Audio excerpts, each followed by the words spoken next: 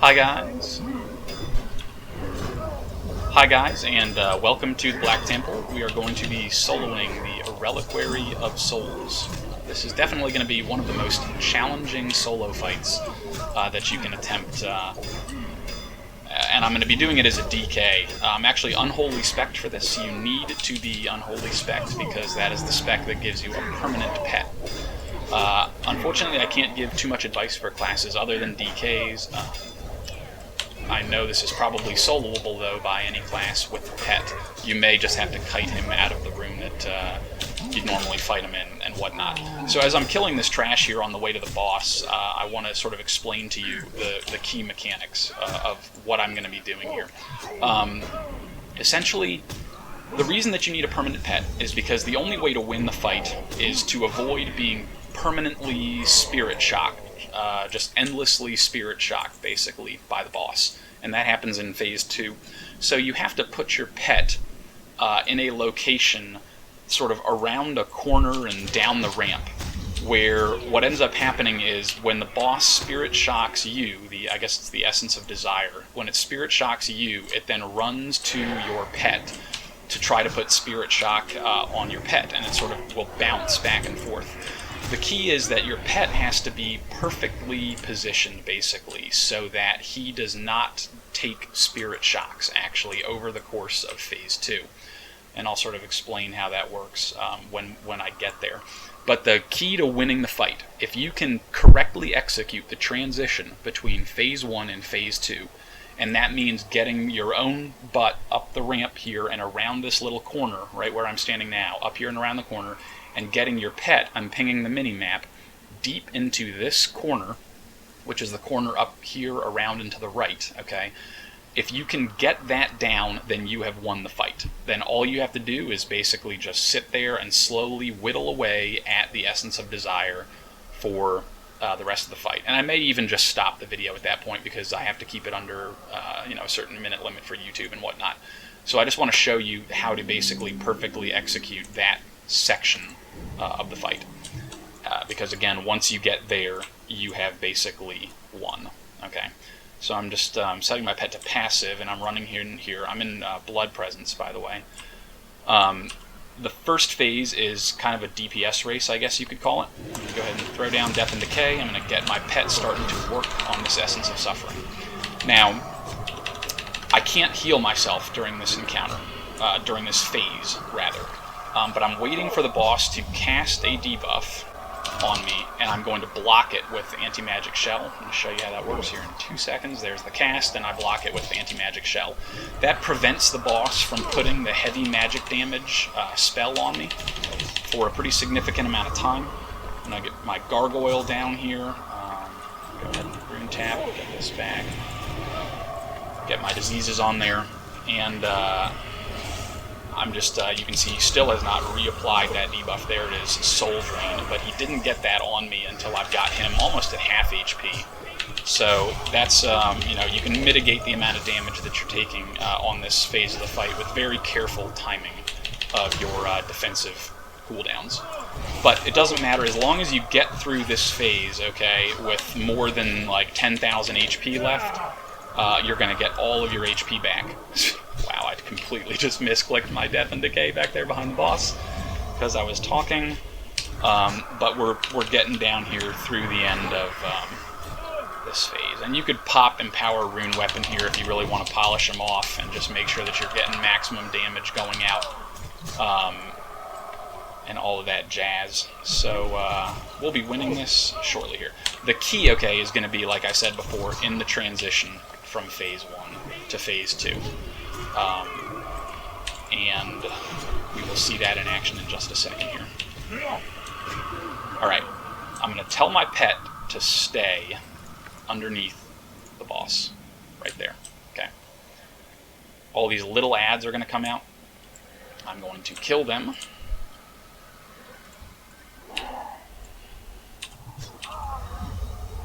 And I'm just waiting to put down Death and Decay here.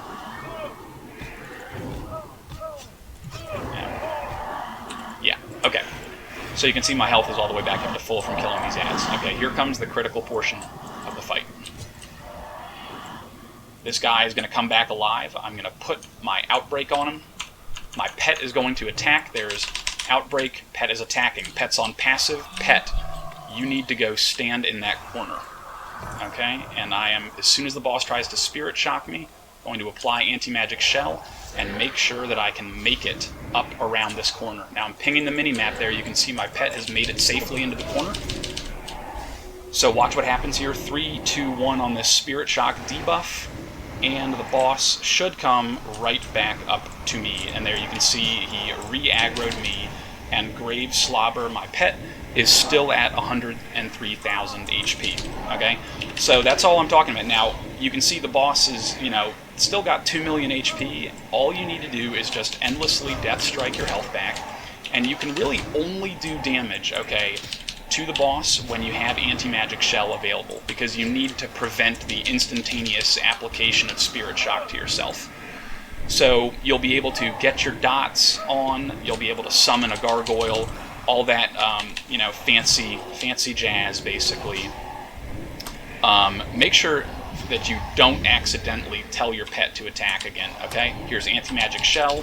He can't Spirit Shock me. I'm Outbreaking, I'm striking, and eventually I'm going to get this applied back to me. But you can see I was able to do about 20,000 damage there while I had Anti-Magic Shell up. Now, as you perfect this, you are going to be able to do better than that, okay? But I think you see kind of the result that I'm going for here. Now, you might also have some luck resisting, maybe, I don't know 100% how this works, you might be able to resist the application of Spirit Shock by having high enough resistances. So if you have some Drums of Kings and you chug a resistance elixir, that might work.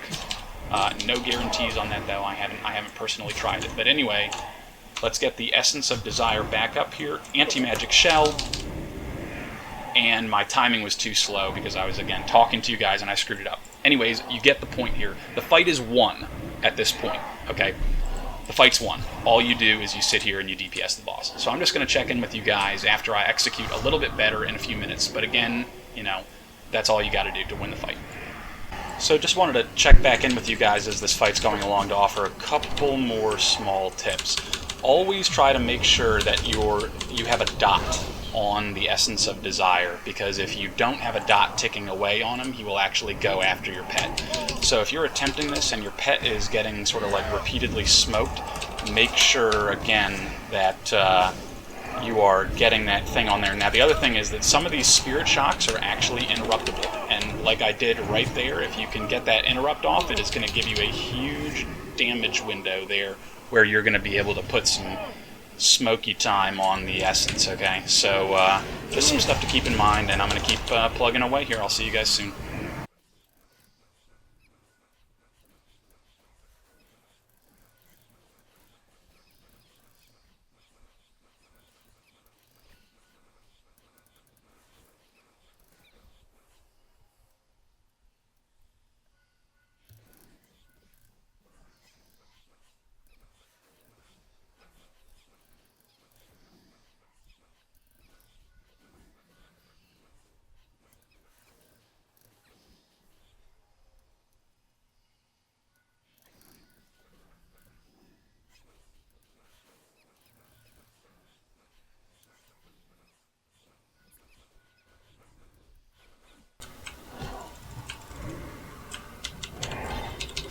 Fuck me.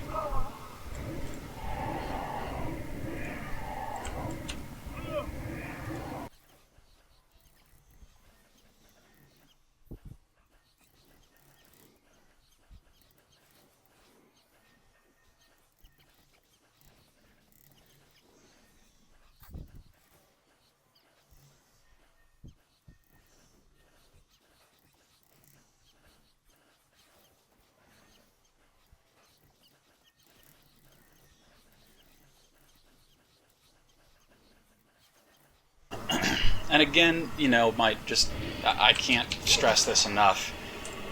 The sole focus here is on the execution. Don't lose this fight because you're button mashing and, you choose the wrong time to do your spells. And just remember that you're really only going to be able to make a difference, quote unquote, when you have anti-magic shell up. And you can resist a couple of these spirit shocks in a row. Keep an eye for a spirit shock that you can interrupt, like that one. And right now I'm going to get to do some serious damage to this guy.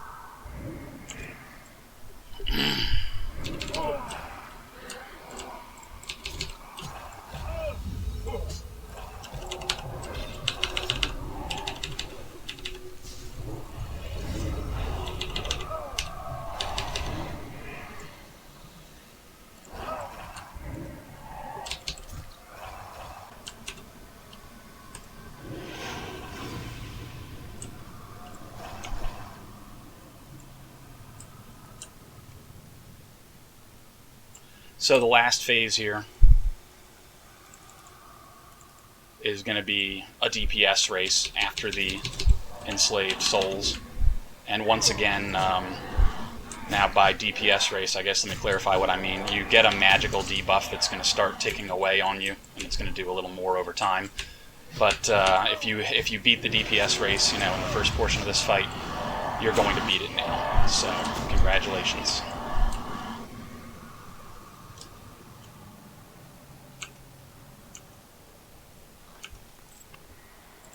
And go ahead and pop Army of the Dead. Why not? And I've still got, stuff like an Empower Rune Weapon cooldown and whatnot that I can be using, but you can heal yourself during this fight. I'm sorry, during this phase. So basically just keep the DPS train rolling and collect some loot.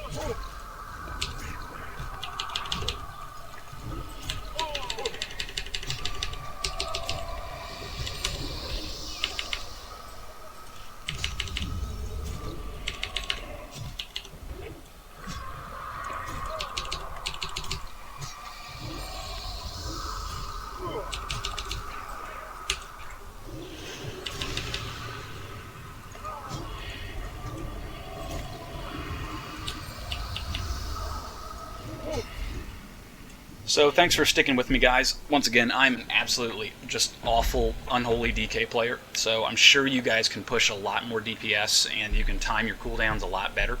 And if you're having trouble with this fight, go back and watch the portion of the fight again where I transition from Phase 1 into Phase 2, because the sequence of buttons that you need to click needs to be so perfect.